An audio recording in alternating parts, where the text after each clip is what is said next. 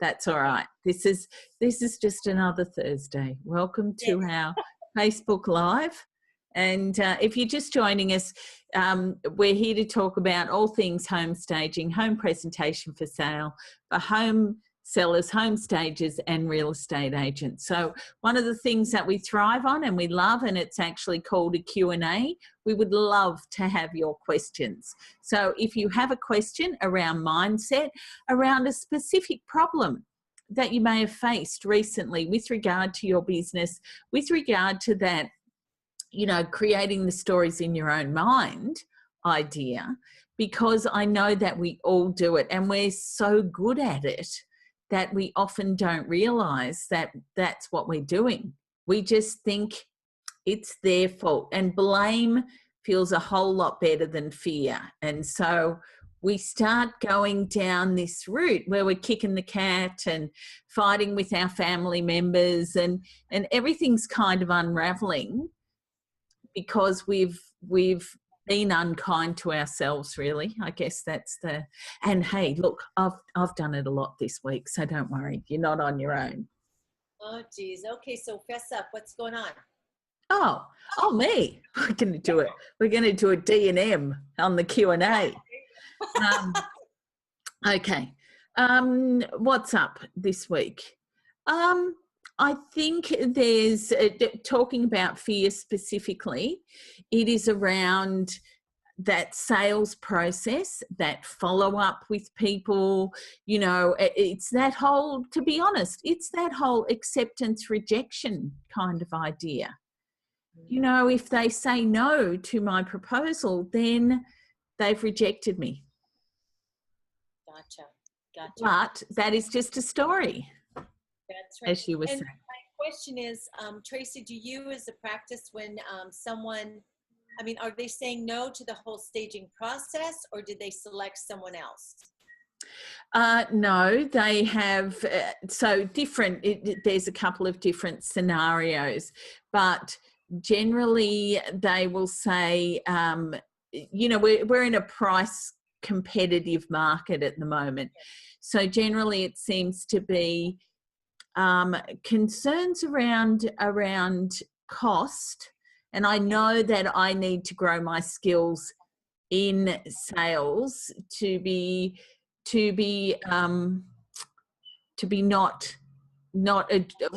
addressing cost in a different way.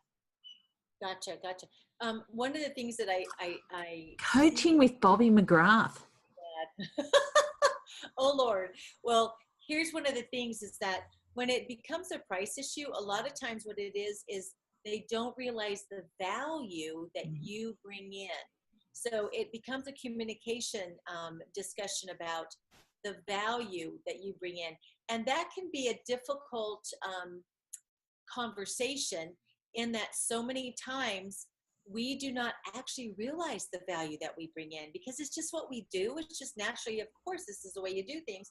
And when someone else is selected, if somebody else beats us on price, in our mind, we naturally think they're doing the same level of staging that we would have done for, you know, thousands of dollars less. And the truth be told, what happens is when there's a huge difference in the price and they go with the lower price person, it's because they don't understand what they're going to get. Yeah. So it's a process of, as you present your proposal, as you're talking to them about the services that you provide, it's constantly just letting them know, we don't just do kit staging, which means, you know, what's kit staging? We don't just use the same furniture and put it in different houses. That's not it. We select unique furniture specifically selected for your property. And you talk about what is it that sets you separate. Now, I want to say something. I don't have anything against kit stagers. There are some very, very successful kit stagers. And what they do is they're churn and burn. I mean, they just get in and get out, and they do it for $1, but they do such a high volume that it works, but it generally only works for the lower price point home. And there's nothing wrong with that. That's a great business model, which can be really, really viable. However, when you start having a stager who's working with the next price level up, and these kit stagers are bidding on the same properties, it's apples and oranges. It's totally apples and oranges. That's correct. So that's when that boutique stager, I'll say, or the next level stager, that's when it becomes so much more important about your photos, letting your photos drive what it is that you're proposing. And that's when it becomes so much more important to explain to them when they say, well, how much is it going to cost? You never lead with your price. No. You lead with your value. Mm-hmm. And you explain to them your process. And I'm a big process person. You explain to them what your process is. You explain your thought process behind what selections you make for the property. And then if you're able to, if you're brand new, this can be difficult, but if you have any time, you can show them. Now, these are not exact examples of what I'm going to bring into your home, but this will give you an idea of the flavor I have for your house, you know, for your home. And you can let them see, and then invite them. Say, you know, when they push back and say, well, so-and-so is going to do it for $2,000 less. Say, well, I can understand if it's a budget situation, I can understand your decision. I would just invite you to ask them to show what level of staging they're going to provide to you so that you will be able to make an educated decision. And also, by the way, I would ask, make sure they're insured. Because on the outside chance that they plug in a lamp and that lamp shorts out and burns down your house, I want to make sure you're covered. Yeah. So you do those things to let them know you're a professional. Mm-hmm. And what you're doing is you're providing a professional service, and you're very, very specific, because sometimes folks, honestly, they just don't have the money. And if they don't have the money, that's all right. They're just not your client. Yes. And it's much better for you to free that up, free your mind space up to be ready for the client who is your, you know, the person who can afford your level of service. It's not that you're expensive. They are paying not for your time. They're not paying you for your furniture. They were just paying you for furniture. Hello, your furniture rental store. Yes. But if they are hiring you as a staging company, they are hiring your expertise, which honestly, with experience and the education, all those things that you put together, that is your true value. Otherwise, they can just go to a rental store, go in and say, I want the sofa, the 2 chairs and stuff, and put it in. But you know what? There's magic in someone who has experience and the understanding of what it takes to create a compelling property that creates compelling photographs and that. So as long as you know where you are in that continuum, if you're a kid stager and that's what you do, more power to you, own it. Yes. But if you're not, own that and realize that's not your competition. Those are not your clients. Yes. And really focused in on what you do. And just understand, you know what, sometimes you just don't get the deal. That's the way it is. Let that go. And now you're ready for those clients who will accept your, you know, who are interested in your level of experience and expertise. And if somebody tells you no because they think you're a horrible stager, stop. Don't get angry with them. Step back. And I want you to take a real eye to your work and look at it and think, you know, what could I do to improve? Was there any validity in what they said? Now, sometimes, yeah, we need to up our game, but other times they're crazy. They're crazy. It's just like, you know, and you move on. But there's a lot to it when you start talking about that rejection. And if it's all around the dollar, well, Tracey, you and I've talked about this before. You know, if they say, you know, if you put together a proposal and they say, oh, that's too much. That's not what I expected. They're not telling you no. They're just saying, tell me why I should spend that money with you. Yes. Or you can say to them too, technique that I used many times was, all right, I can understand what were you expecting to spend, and let me look at what I could provide to you for that budget. Yes. And when you change the shape of the money that way, they tell you, then you can say, all right, well, then these are the rooms that I can provide to you. And a lot of times what ends up happening is that you negotiate a halfway point, Mm-hmm. because negotiations generally, one side says, this is what I want. The other side says, this is what I want. And through your discussion, you come to that nice gray area where you can both agree. Yes. So just understand that initial no does not have to mean no. No. What it can mean is, no, convince me. Yes. And your voice is in my head every time, having that type of conversation, because I'm thinking, Bobby says, don't have both sides of the conversation. I love pushback. So I'm hearing all of these things that you have been saying to me and everyone else over the last couple of years around, pushback and the voice in your head. And I think that the thing is too, that you start, it's exactly what you were saying. You start to create a story around, this is what's happening in general. So you're generalizing a story around, this is what's happening, when in reality, that is exactly the opposite of what you should be doing. And I'm making it sound like I'm kind of a bit, exposed here on the couch. So I'm making it sound like a teaching moment, but in fact, it's a learning moment for me. And the other side of that has been, so that deterioration, if you like, in my thinking, or that rise in my fear, is that I start to feel like a disgruntled employee in my own business. And that is an interesting place to take yourself as well. That is interesting. Tracey, one of the things that I've enjoyed about you is, this is really, I don't know if people realize, but doing what we do each and every week, it's kind of exposing. It's like, because we kind of just, we're getting used to this, so we kind of just like let it all hang out. And so there are times I go, oh man, I can't believe I actually said that out loud.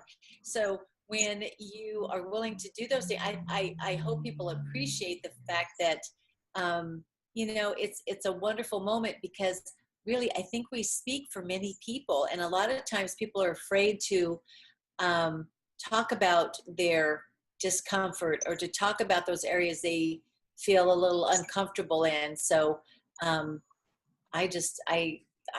applaud you, because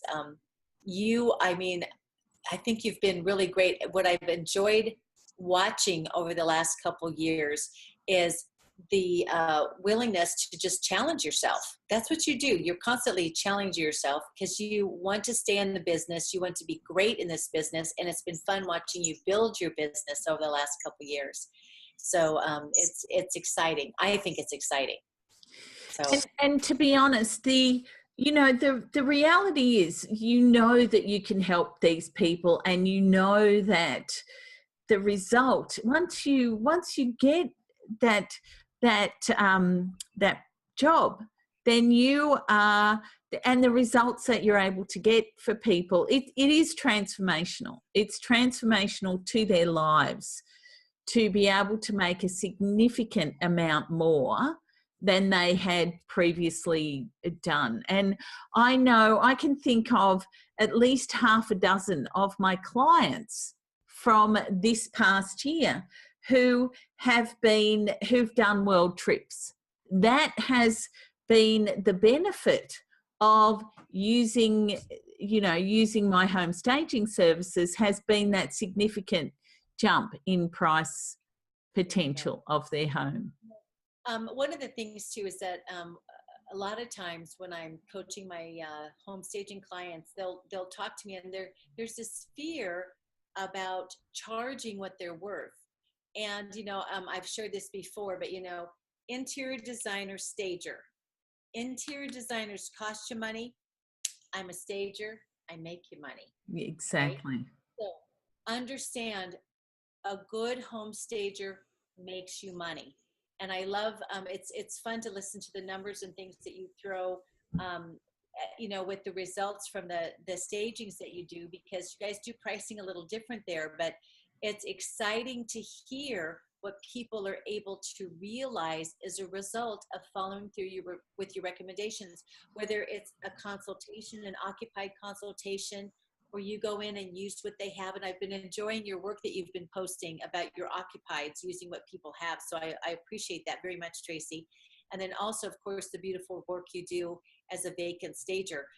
It's exciting to see. And if people were to understand, sometimes there's a monetary investment up front to catapult them to another level with their sale price.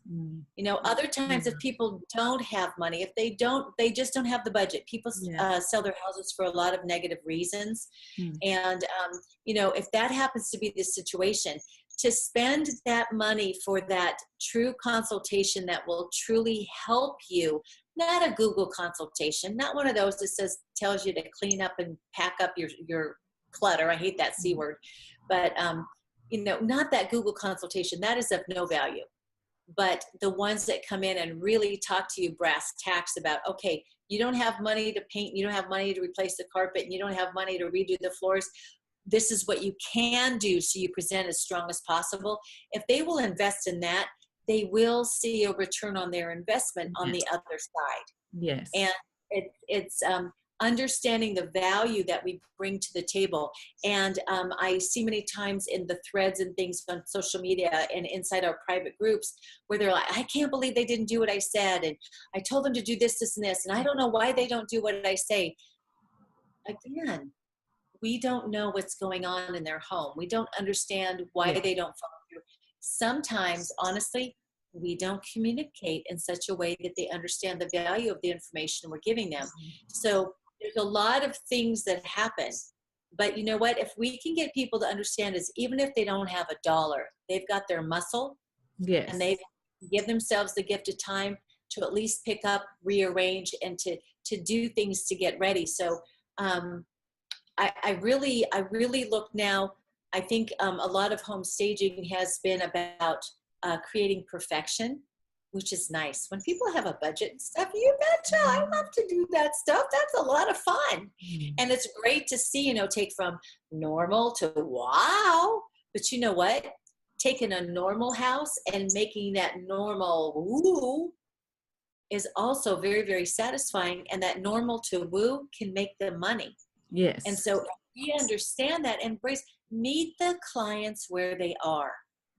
Don't insist that they push everything to perfection because they will read you. Yes. They will know that if you go in there and you're like, you need to paint, I don't have the money, I can't paint. Well, if you're not going to paint, you know, you really have to paint. You know what? They can't paint.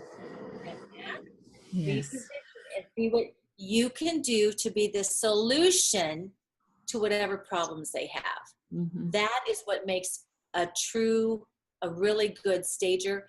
That's the reason they will pay you more for your consultations. That is why they will seek you out when you've got people who are charging a quarter of what you charge.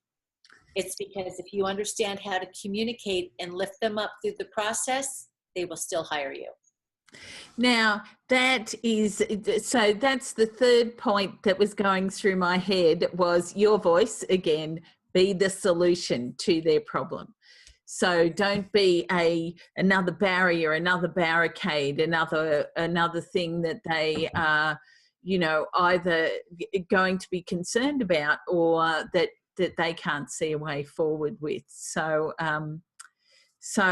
that was, so I've got to remember now what the voices in my head were from you, Bobby's voice in my head. So be the solution. What else did we have? I'll have to come back to it because I can't, I've sort of put myself on the spot and now I can't remember. But you guys might remember and be able to type it in for me so we'll be able to recap at the end